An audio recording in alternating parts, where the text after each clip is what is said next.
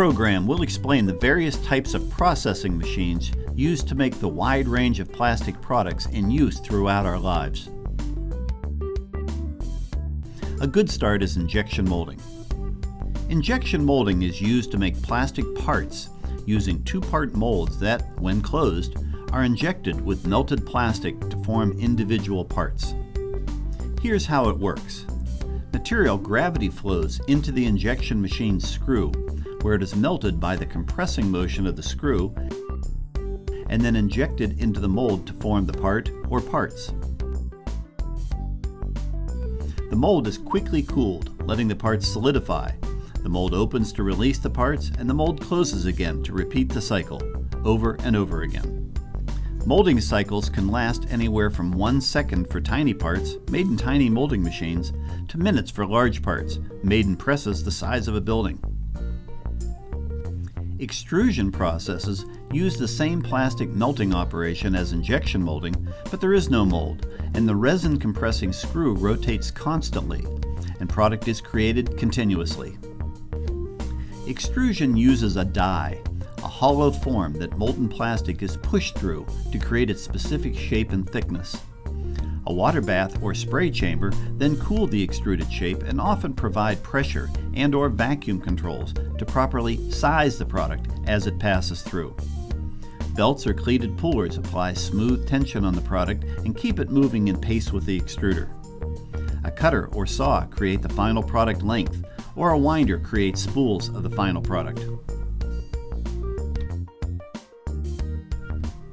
There are many variations to the extrusion process, but a mixture of extrusion and molding is found in the blow molding process, where plastic is continuously extruded into a tube shape and then clamped in a mold and blown into its shape with compressed air. It's a process that often operates in a shuttle movement with a set of molds. Each mold takes a turn grabbing a section of extruded tube, called a parison, and shuttling it to one side to blow it into a bottle shape, letting it cool and then releasing it to be filled with product or shipped. Each mold alternates with a second mold doing the same thing for maximum productivity.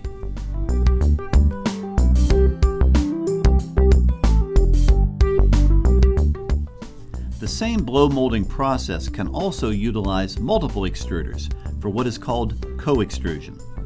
Co-extrusion is used to create bottles made up of multiple layers, and each layer possesses special characteristics like suitability for food contact, an outside color for brand awareness, ultraviolet light protection for long shelf life of the product, a layer of regrind for economical reuse of scrap, and many times barrier and adhesive layers are included to separate and bond the layers for a tough, cohesive bottle. A high volume form of blow molding uses many molds mounted onto a continuously rotating wheel mechanism. The extruder creates a hollow tube, and as the wheel rotates, each of its molds will open, grab a parison from the extruder die, blow the parison into a bottle, allow it to cool, and then place it onto a conveyor, producing a continuous stream of finished bottles originating from that continuous flow of plastic from the extruder.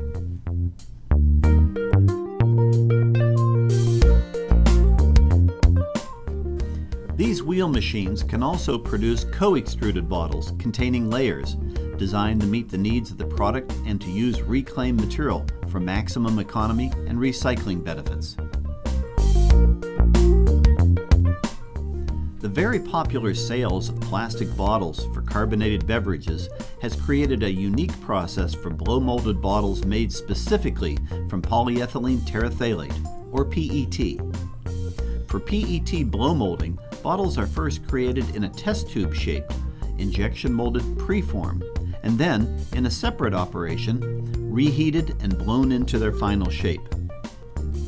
This two-stage process creates bottles that we, as consumers, know to be thin-walled, yet capable of containing gaseous carbonated beverages without losing pressure or exploding, even if they are dropped.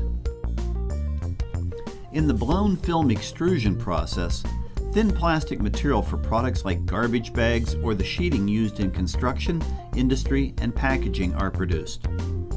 A very thin die opening, which is often fed by multiple extruders, faces upward in a round shape.